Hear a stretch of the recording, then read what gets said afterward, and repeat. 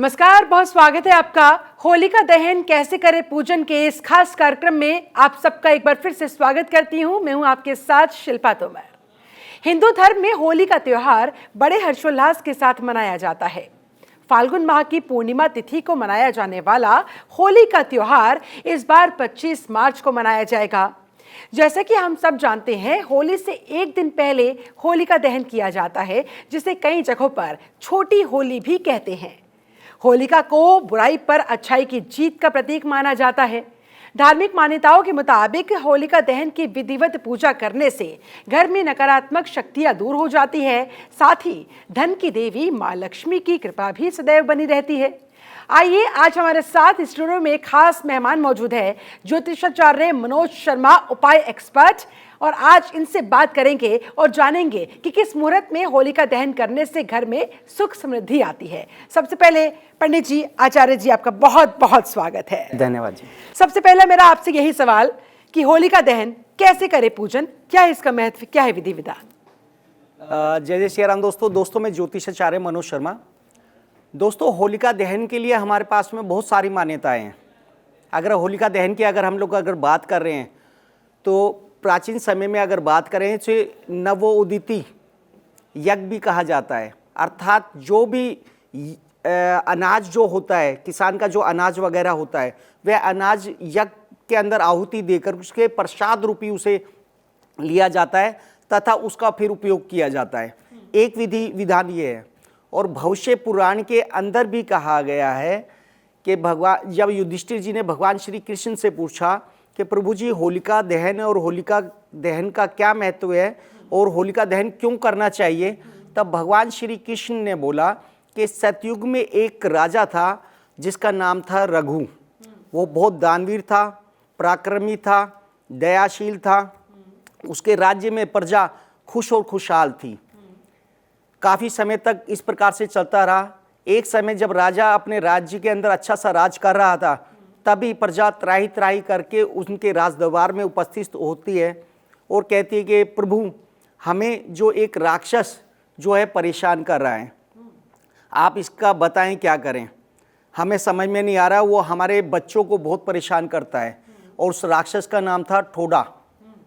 और वो राक्षस जब इतना परेशान करने लगा, कह रहे कुछ भी मंत्र से, जप से, किसी भी अस्त्र या शस्त्र से उसको कुछ भी आप हानि नहीं कर सकते।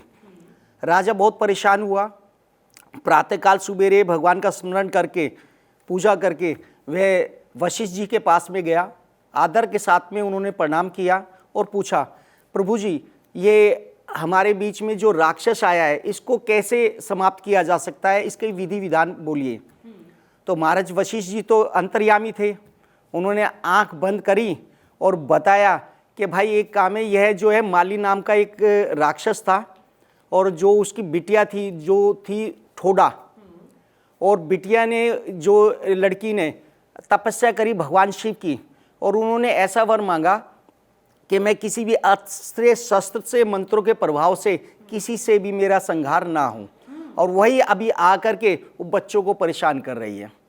तो कह रहे महाराज, इससे तो हमारे राज्य के अंदर परेशानी का सबक स्टार्ट हो जाएगा, तो क्या करना चाहिए। तो उन्होंने कहा कि एक काम कीजिए, आप रक्षाबंधन से होलिका का दहन का आप निर्माण करें और संध्या काल के समय, प्रदोष काल के समय आप उन सभी गांव वालों को, शहर वालों को, सबको आप इकट्ठा करें और होलिका दहन के लिए आप करें।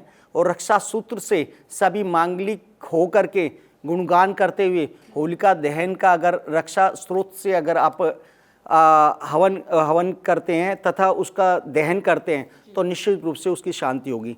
एक कथा तो हमें ये सुनने को मिलती है। दूसरा, होलिका दहन के लिए अगर मैं बात करूं तो ऐसा भी कहीं बताया गया कि भगवान शिव ने कामदेव को इसी दिन कामा अग्नि के द्वारा भस्मीभूत करने के लिए, क्योंकि वह उनको आकर्षित कर रहा था, तो उसी दिन उन्हें भस्म किया गया था। उस दिन भी कुछ जगह पे बोला गया है कि होलिका दहन माना गया है। तीसरी अगर परंपरा की अगर हम लोग बात करें, मान्यता की अगर हम लोग बात करें, तो हिरण्याकश्यप की हमने कहानी अभी तक सुनते आई है। हिरण्याकश्यप की जो बहन थी, वह बहन थी होलिका। होलिका को एक वरदान था, वह आग के अंदर नहीं जलेगी, कुछ भी आप कर लें। और प्रहलाद जो थे हिरण्यकश्यप के पुत्र थे, भगवान विष्णु के परम भक्त, और वह इतनी साधना और तपस्या करते थे, प्रभु के स्मरण में हमेशा लीन रहते थे, जिससे हिरण्यकश्यप हमेशा क्रोधित रहते थे। और अंत में उन्होंने कहा कि होलिका बहन, इसको आग के अंदर अब हम समाप्त कर देते हैं। जब यह प्रजा को पता चली तो ऐसी मान्यता है कि प्रजा ने अग्नि देवता से प्रार्थना करी कि आप प्रहलाद जो कि भगवान विष्णु का परम भक्त है, उसको आप इस प्रकार से कष्ट ना दें। तो यह भी एक मान्यता है। उस टाइम में भगवान विष्णु से आज्ञा से प्रभावित हो करके अगर बात कर रहे हैं तो वहाँ पे होलिका दहन जैसे ही प्रहलाद को लेकर के वहाँ पे बैठी, वैसे ही उसका दहन हो गया। उस टाइम में अगर बात करें तो होलिका दहन की ये अलग अलग मान्यताएं हैं, लेकिन होलिका दहन के लिए अगर बात करें तो बुराई पे अच्छाई की एक जीत हम कह सकते हैं। जी बिल्कुल। और देखिए, कहीं ना कहीं एक बड़ा संदेश भी लोगों को जाता हुआ होलिका दहन से, होली के इस त्योहार से, कि आपके पास कितनी भी शक्तियां क्यों ना हो, बुरे कर्म का बुरा नतीजा और आज नहीं तो कल आपको उसे भुगतना होगा। ऐसे में आचार्य जी, अब देखिए, होलिका दहन की एग्जैक्ट विधि विधान भी आपसे जानूंगी, उसका शुभ मुहूर्त भी आपसे जानूंगी, लेकिन क्या किसी खास मंत्र के साथ होलिका दहन के दौरान हम पूजा अर्चना कर सकते हैं ताकि हमारे घर के अंदर मौजूद तमाम जो नकारात्मक शक्तियां हैं, जो असुरी शक्तियां हैं, वो भी नष्ट हो जाए? आपने बहुत अच्छा सवाल किया है। देखिए, मैं हमेशा अपने दर्शकों को बताना चाहता हूँ कि जो भी आप अपना मंत्र का जाप कर रहे हैं, जो भी आपका अपना मंत्र बीज है, उदाहरण के लिए किसी का ओम नमः शिवाय होगा या नमः शिवाय ओम होगा या सूर्य का मंत्र ओम धृणी आदित्याय नमः होगा, जो भी आप मंत्र का निरंतर जाप करते हैं, उसी मंत्र को वह दिन जो है सिद्ध करने का मुहूर्त है। आपने सुना होगा कि कुछ ऐसे सिद्ध समय आते हैं जिस टाइम में की गई पूजा आपकी कई हजारों गुना हो करके लगती है। अगर उस टाइम पे वो उन मंत्रों को आप सिद्ध कर लेते हैं और किसी भी परेशानी के अंदर, आर्थिक, मानसिक या शारीरिक परेशानी अगर आपको अगर होती है, तो निश्चित रूप से आपकी वो परेशानी निश्चित रूप से समाप्त होती है।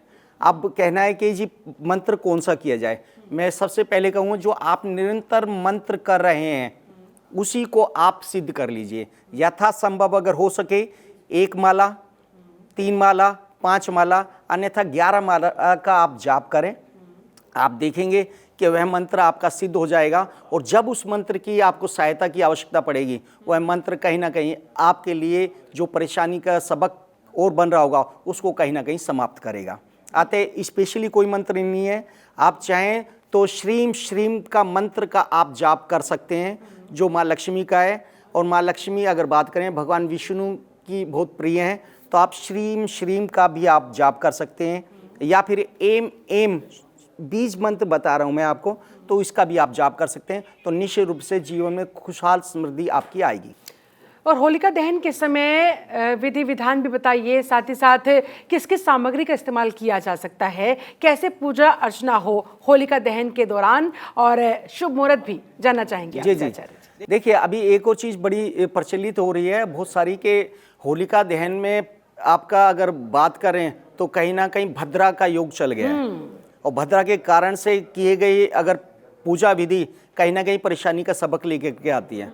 और बहुत सारे जो हमारे ज्योतिषाचार्य भाई हैं वो ये दे रहे हैं कि जी हमने 2019 के अंदर भी भद्रा के समय में होलिका का दहन किया था और 2020 में हमने कोरोना का संकट को झेला है। और मान्यता भी है आचार्य जी कि अगर भद्रा काल लग जाता है तो कोई भी शुभ कार्य नहीं किया जाता है या फिर पूजा पाठ नहीं की जाती है। इसको लेकर भी लोगों के मन में कहीं ना कहीं डर और शंका रहती है। आज उस शंका को, डर को बिल्कुल दूर कर देते हैं। देखिए पहली बात तो कहना चाहूँगा जो पूर्णिमा का जो आरंभ का जो समय है वो आरंभ हमारी 24 तारीख को 9:47 से लेकर के 11:53 दिन वासरे सोमवार 25 तारीख तक रह रही है। नंबर 1, इस चीज़ को हमें एक तो समझना होगा। दूसरा अगर बात करें कि भद्रा जो है, निर्णय सिंधु में बोला गया है कि भद्रा का प्रथम मुख जो है वह कहीं ना कहीं परेशानी का सबक देता है। और प्रथम मुख अगर बात करें तो 5 घड़ी का होता है, और 5 घड़ी अर्थात मान लें कि 2 घंटे का। तो बात करेंगे 9:45 से 9:55 से वह भद्रा स्टार्ट है, और 9:55 के बाद में अगर 2 घंटे और आगे बढ़ा देते हैं तो 11:55 तक रहने वाली हैं। अर्थात हमने जो प्रथम मुख था वो छोड़ दिया। उसके बाद में अगर होलिका दहन करेंगे, उसका मुहूर्त भी मैं आपको बताऊंगा, तो वहां पे किसी प्रकार का दोष आप पे नहीं लगेगा जी। और शाम का समय अगर बात करें तो शाम का समय आपका 7:19 से लेकर के 9:38 तक का एक अच्छा सा शुभ मुहूर्त है, जहाँ पे आप होलिका दहन कर सकते हैं। इसमें किसी प्रकार का दोष नहीं लगेगा या निश्चित है। और एक चीज़ और कहना चाहूँगा आपको कि निर्णय सिंधु में ये भी लिखा है कि प्रदोष काल के समय, अर्थात सूर्य अस्त के बाद में प्रदोष काल होता है। तो वहाँ पे अगर बात करें तो उस समय के ऊपर 7:19 से लेकर के 9:38 तक अगर हम होलिका दहन करते हैं तो किसी भी प्रकार का भय आपको नहीं रहेगा। होलिका दहन विधि पूर्वक आप कर सकते हैं। और होलिका दहन के समय क्या कोई खास वस्तु का, किसी खास चीज़ का भी हम दहन कर सकते हैं, ताकि हमारी सारी समस्याएं, हमारी सारी मुसीबतें भी उसी अग्नि में जलकर भस्म हो जाए? जी, आपने बड़ा अच्छा सवाल किया है। पहली बात तो मैं स्टूडेंट्स के लिए भी बताना चाहूँगा कि ऐसे बहुत सारे हैं जिनकी हस्बैंड वाइफ के साथ में आपस में नहीं बन रही है। तो छोटे छोटे उपाय हैं जो होलिका दहन से संबंधित हैं, अगर आप करेंगे।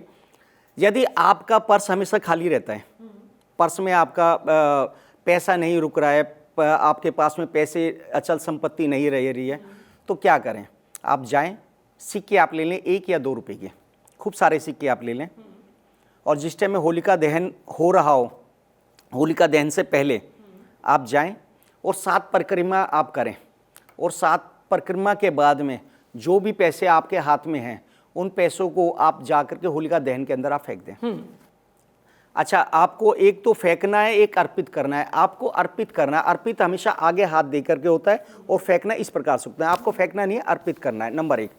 दूसरा, आपको क्या करना है कि जिस टाइम में होलिका दहन के अगले दिन यानी दिन वास्ते सोमवार को सुबह सुबह वहाँ पे जाना है और कोशिश करनी है कि वहाँ से राख के अंदर से उन सिक्कों को आप ले आएं। सारे सिक्के नहीं मिलेंगे, मैं निश्चित रूप से कह सकता हूँ, लेकिन 1-2 भी मिल गए तो इनफ है। उन्हें आप घर पे ले आएँ। घर आने से पहले मुंह, हाथ और पैर धो करके आपको आने हैं और उनको माथे के लगा करके आप अपने पर्स में आप डाल करके रख लें। तो आप देखेंगे पूरे साल आपके पास में पर्स के अंदर हमेशा पैसे भरे रहेंगे। निश्चित रूप से चीज़ें बहुत सारी बेहतर और अच्छे से होनी स्टार्ट हो जाएगी जी। बिल्कुल। और देखिए आचार्य जी, इस बार रविवार के दिन होलिका दहन, छोटी होली पड़ रही है, तो ऐसे में क्या इसके भी पीछे कोई कनेक्शन है? जी देखिए, 1-2 चीज़ें हैं कि एक तो हम लोग बात करते हैं धुलेंडी की और एक बात करते हैं छोटी होली या बड़ी होली। छोटी होली को अगर बात करें, होलिका दहन से संबंधित बोला जाता है। तो होलिका दहन के बाद में लोग बाग इतने प्रसन्न हो गए थे क्योंकि होलिका का दहन हो चुका था, तो गांव के या शहर के प्रजा वगैरह इतने खुश थे तो उन्होंने रंगों के साथ में होली खेलनी स्टार्ट करी, पानी के साथ होली खेलनी स्टार्ट करी। और मैं आप लोगों से कहना चाहूँगा कि अपने बचपन को वापस ले आएँ। जो कहते हैं कि होली में कलर ज़्यादा हो जाता है, स्किन मेरी ख़राब हो जाती है, दोस्तों इस बार ये उपाय करके देख लेना। आपको करना क्या है, इस बार अच्छे तरीके से आपको होली खेलना है। आपने सिद्धांत भी सुना होगा कि जल जो कारक है आपका धन का है। जितना ज़्यादा जल आपके ऊपर गिरेगा तो यकीन माना धन से परिपूर्ण होते ही चले जाएंगे। कलर से आप निश्चित रूप से, कलर आपका ठीक हो सकता है, आपका छूट सकता है, आप रंगों के अंदर आ जाएंगे जब तक कलर का समावेश नहीं होगा। अगर बात करें हम लोग नगों की, तो नगों की जो ग्रेविटी होती है वही तो शरीर के अंदर ऑब्जर्व करते हैं।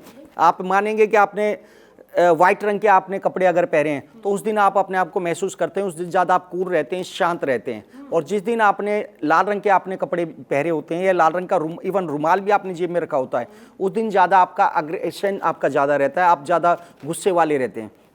तो रंग अगर आप पे लगेंगे तो निश्चित रूप से आपके जीवन भी रंगारंग होता चला जाएगा। तो इस बार अच्छे ढंग से, बहुत अच्छे ढंग से आप खेल लें और बच्चों को भी ना रुकें। बिल्कुल। और देखिए आपने रंगों का जिक्र किया यहाँ पर आचार्य जी, ऐसे में होलिका दहन भी क्या किसी खास रंग के कपड़े पहनकर किया जा सकता है? उसके पीछे भी क्या कोई कनेक्शन स्थापित किया जा सकता है?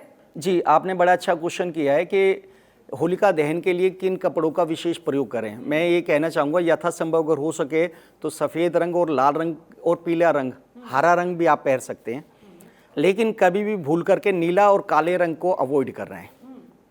जब भी आप नीला रंग अगर बात करते हैं तो कहीं ना कहीं हम राहु से संबंधित चीज़ों की बात करते हैं। काले रंग को अगर बात करें तो शनि से संबंधित चीज़ों की अगर हम बात करते हैं तो यहाँ से क्या है, वो जो ग्रेविटी आपकी कनेक्शन बनने जा रहा है आत्मा का, पॉजिटिव एनर्जी का, वो नहीं बन पाएगा।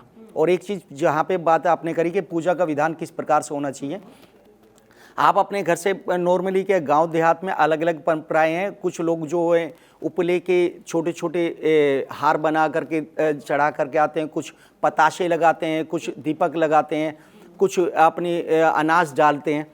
तो जो भी आपके घर की मान्यता है उस प्रकार से आप कर सकते हैं। हाँ, एक चीज़ और चीज़ कहना चाहूँगा, एक उपाय बहुत अच्छा है।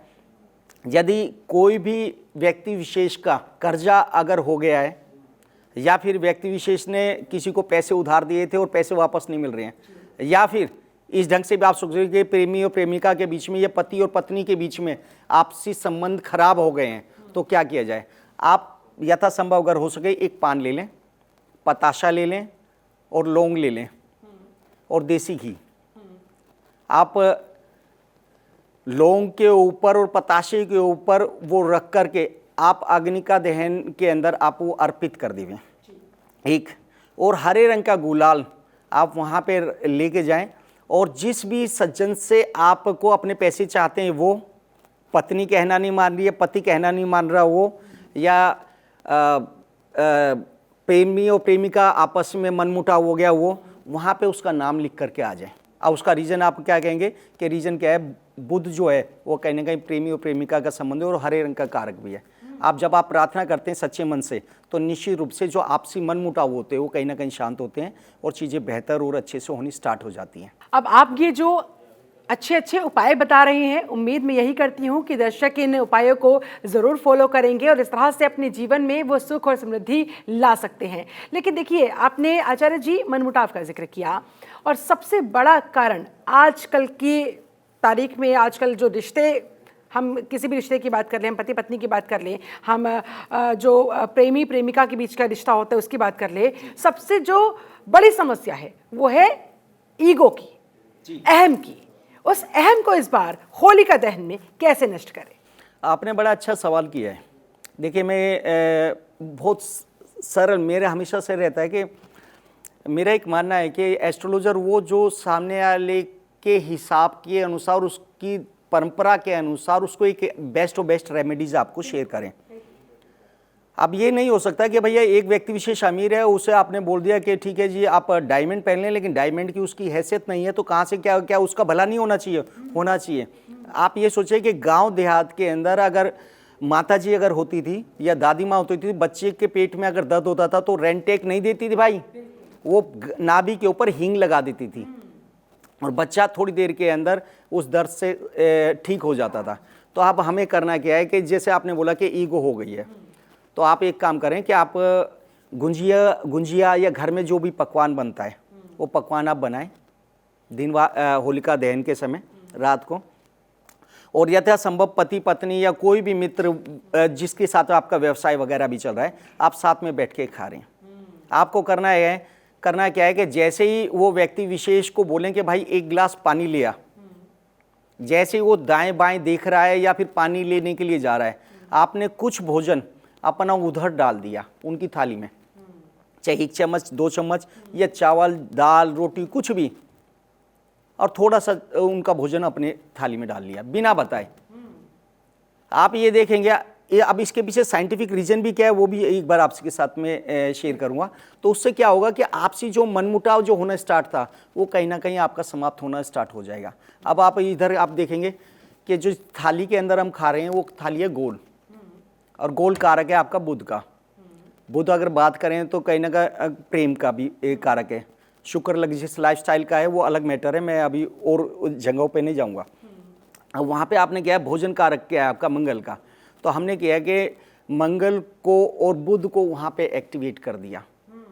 और मंगल कहीं ना कहीं अगर बात करें आज की तारीख में पति का भी कारक माना जाता है, पुरुष के लिए भी कारक माना जाता है।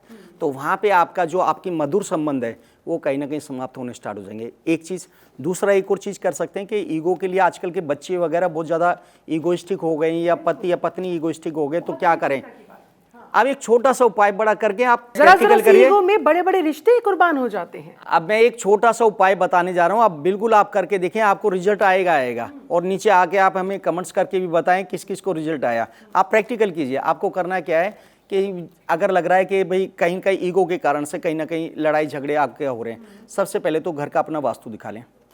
अब कहें जी हमारे पास वास्तु के लिए समय नहीं है, हम लोग वास्तु भी देखते हैं, वो अलग मैटर है। अब आपको करना क्या है कि जिस दिशा में आप सो रहे हैं दिशा को चेंज कर दें। उदाहरण के लिए सिरहाना इधर करके सो रहे, सिरहाना इधर कर लें, इधर कर लें। एक चीज़ अगर वो भी नहीं कर सकते तो आप जिस टाइम में अगर पाठ पूजा वगैरह अगर आप कर रहे हैं तो मध्यमा उंगली से एक जो अपना टीका है वो टीका लगाने के बाद में इस रिंग फिंगर से वही टीका निकाल करके उस जातक या जातिका के आप लगा दें। तो आप यहाँ पे बोलेंगे तो आज्ञा चक्र होता है, और उस आज्ञा चक्र से आप अपने सामने वाले से बोलेंगे कि भैया ये सारी मेरी जायज़ बातों को माने, जायज़ बातों को सुने। मैं ये नहीं कहता कि आप वो कहेंगे कि ठीक है जी मेरा वशीकरण ही हो जाए, वो अलग मैटर है, लेकिन मेरी जायज़ बातों को सुने, मेरे साथ में ईगोस्टिक होकर के बात ना करें, प्रेमता पूर्वक बात करें, तो निश्चित रूप से उसका एक लाभ मिलना स्टार्ट हो जाएगा। जी। और देखिए हमने देखा है होलिका दहन के समय जो तमाम लोग होते हैं वो गोल गोल घेरे में परिक्रमा करते हैं। उस परिक्रमा का क्या महत्व होता है, उससे क्या संदेश आता है, आचार्य जी वो भी बताएं। जी, आपने बड़ा अच्छा सवाल किया है। देखिए परिक्रमा अगर बात करें तो किसी भी फोर्स की ग्रेविटी को लेने के लिए हम लोग लगाते हैं। अगर बात करें सूर्य भगवान की परिक्रमा की बात करें तो 7 परिक्रमा का वर्णन मिलता है। तो हमें भी क्या करना चाहिए, जब भी हम होलिका दहन की परिक्रमा करें तो 7 टाइम्स करते हैं। और एक और चीज़, होलिका दहन के बाद में अष्टमी या सप्तमी जब पूछते हैं, 7वें दिन जो पूछते हैं, तो उस टाइम में भी आप 7 परिक्रमा आप करते हैं। सप्तमी जब जिस टाइम में पूजी जाती है तो आप 7 परिक्रमा करें और अपने इष्ट को स्मरण करते हुए करें। और ये मान के चलें कि आपकी सारी आज जितनी भी परेशानी थी, सारे दुख दर्द थे, इस होलिका दहन के अंदर सुहा होने के लिए जा रहे हैं। पिछला जो 2023 का जो साल जैसा भी रहा, बेकार रहा, वो सारा परेशानियों वगैरह, मेरा दुख दर्द वगैरह मैं यहीं पे आपको रख के जा रही हूँ और रख के जा रहा हूँ। तो यकीन मानना कि उस प्रकार की चीज़ें बहुत ज़्यादा बेहतर और अच्छे से होनी स्टार्ट हो जाएंगी। हाँ, कुछ एक चीज़ और कर सकते हैं कि यदि आप पे कोर्ट केस वगैरह चल रहा है, जैसे बहन जी ने पूछा कि किस प्रकार से करें, बहुत सारे ऐसे होंगे जो फंसे हुए हैं कोर्ट केस वगैरह के अंदर, तो आप करें क्या, कोर्ट केस चल रहा है जी, या फिर गवर्नमेंट का नोटिस आ गया, इनकम टैक्स का नोटिस आ गया, तो आपको करना क्या है। और आजकल तो वैसे भी ईडी, सीबीआई, इनकम टैक्स बहुत एक्टिव नजर आ रहे हैं। जी, तो आपको करना क्या, आपको 600 ग्राम या 6 मुट्ठी जौन लेनी है। आपको 600 ग्राम या 6 मुट्ठी जौन लेनी है। उसे कच्चे दूध में धो करके आप होलिका दहन के अंदर आप डाल करके आ जाएं। तो आप ये देखेंगे कि कोर्ट से संबंधित जो चीज़ें हो रही हैं, आपके जो नोटिस जो आपके आए हुए हैं, मैं केवल उसमें कह रहा हूँ आप सत्य होने चाहिए, इलीगली जो आए हुए हैं उसमें आपको विजय जरूर प्राप्त होगी। अगर वह सही है तो जीत उधर की ही होगी, अगर आप सही हैं तो जीत फिर आपकी होगी। जी। लेकिन देखिए होलिका दहन के साथ अपनी सारी बुराइयों को, सारी नकारात्मक शक्तियों को दहन करने के साथ साथ माँ लक्ष्मी की कृपा बरसे और वो बरकरार रहे, उसको लेकर कोई खास उपाय आपके पास? बड़ा अच्छा सवाल है आपका कि देखिए 99% केस जो होते हैं वो पैसों से शुरू होकर के पैसों के ऊपर ही ख़त्म हो जाते हैं। लड़ाई की अगर बात करें तो कहीं ना कहीं वही है। तो आपको करना क्या है, ये होलिका दहन के समय आप कोशिश आपको ये करनी है कि ये इतना पवित्र समय है ना कि आप इस टाइम के अंदर आप अपनी इच्छाओं को पूर्ण कर सकते हैं। आप इच्छाओं को पूर्ण करने का तरीका क्या हो सकता है कि आप होलिका दहन के समय या फिर जो होलिका का टाइमिंग जो पूरा है, सुबह से लेकर के रात तक का या पूरा टाइम है, उस बीच के अंदर आप अपने इष्ट के बीज मंत्रों का जाप आप करें। अगर किसी की मेष लगन की कुंडली है और अगर पंचम की अगर बात करें तो इष्ट का निर्धारण वहाँ पे कहीं ना कहीं अगर आपके साथ में होता है तो पहले इष्ट डिसाइड करें।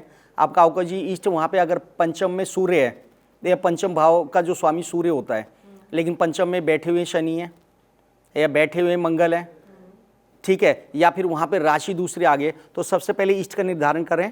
अगर इष्ट जो भी अभी तक मानते आए हैं उस मंत्र को आप बलवित कर लें, मजबूत कर लें, और मजबूत करने के बाद में आप देखेंगे माँ लक्ष्मी की कृपा आपके साथ में होनी स्टार्ट हो जाएगी। हाँ, एक काम और किया जा सकता है, आप एक काम करें, यथासंभव अगर हो सके तो उस दिन सफ़ेद रंग की मिठाई आप लेकर के आएँ। सफ़ेद रंग की मिठाई आपकी सफ़ेद रसगुल्ला हो सकता है, बर्फ़ी हो सकती है, अन्य कुछ भी हो सकता है, लेकिन सफ़ेद ही होनी चाहिए।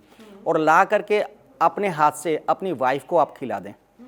पत्नी को खिलाएंगे, पत्नी अगर बात करेंगे तो कहीं ना कहीं लक्ष्मी स्वरूप भी मानी गई है, और आपके मधुर संबंध उसी टाइम से चीज़ों के बनने स्टार्ट हो जाएंगे। नंबर 1, ईगोइस्टिक प्रॉब्लम समाप्त हो जाएगी, धन के आगमन के स्रोत आपके और अच्छे से बनते हुए चले जाएंगे। तो आपको ज़्यादा कुछ नहीं करना है, केवल यथासंभव हो सके तो उस दिन आप परफ्यूम ला करके, हल्का परफ्यूम, डार्क जो परफ्यूम जो होता है वो शनि का कारक होता है, और हल्का परफ्यूम जो होता है वो शुक्र का कारक होता है। तो हल्का परफ्यूम भी घर के अंदर आप छिड़केंगे तो आप चीज़ें देखेंगे, आपके साथ में माँ लक्ष्मी की कृपा हमेशा होनी स्टार्ट हो जाएगी। और मंदिर में अगर आप जाते हैं तो मंदिर में जाके श्री सूक्त का अगर आप पाठ करते हैं, हाँ, आरती नहीं करनी है। हम लोग क्या करते हैं कि नॉर्मली माँ लक्ष्मी जी की आरती भी करते हैं। आरती का अर्थ है समापन। हम सभी देवताओं को अपने स्थान के ऊपर बुलाते हैं, पूजा करते हैं, और फिर कहते हैं कि प्रभु जी आप हमारे स्थान पे आए, आपका बहुत बहुत धन्यवाद, आप अपने स्थान के लिए अब जाएं। लेकिन माँ लक्ष्मी को आप बुलाने के बाद में कोई भी ऐसा जातक या जातिका होगी जो कहेगा कि भाई आप चले जाएं, नहीं, कोई नहीं तो आरती नहीं करनी चाहिए कभी भी। हम लोग गलती क्या करते हैं कि जैसे दीपावली पूजन वगैरह भी होता है तो उस टाइम पे हम लोग आरती करते हैं, जो कि शुभम अस्ति। आरती नहीं करनी है। श्री सूक्त का पाठ आप करें तो निश्चित रूप से एम का भी जाप कर सकते हैं, विष्णु प्रिय नमस्तोभयम का भी आप जाप कर सकते हैं। जो भी आपको अच्छा लगता है जाप वो आप करें, तो निश्चित रूप से माँ लक्ष्मी की कृपा हमेशा बनी रहेगी, ताकि हमारे घर में खुशियाँ आए, लक्ष्मी जी आए, गणेश जी आए, तो वो हमेशा वहीं पर स्थापित रहे, हमेशा खुशियाँ बरकरार रहे। बहुत बहुत धन्यवाद आपका ज्योतिषाचार्य जी हमारे साथ जुड़ने के लिए, और ये इतने अच्छे अच्छे उपाय हमारे दर्शकों को बताने के लिए। तो उम्मीद है इन उपायों से आपको फायदा जरूर होगा। चलिए इसी के साथ हमारे इस खास कार्यक्रम में फिलहाल बस इतना ही। आप हमें दीजिए इजाजत। नमस्कार। जय जय श्री राम दोस्तों।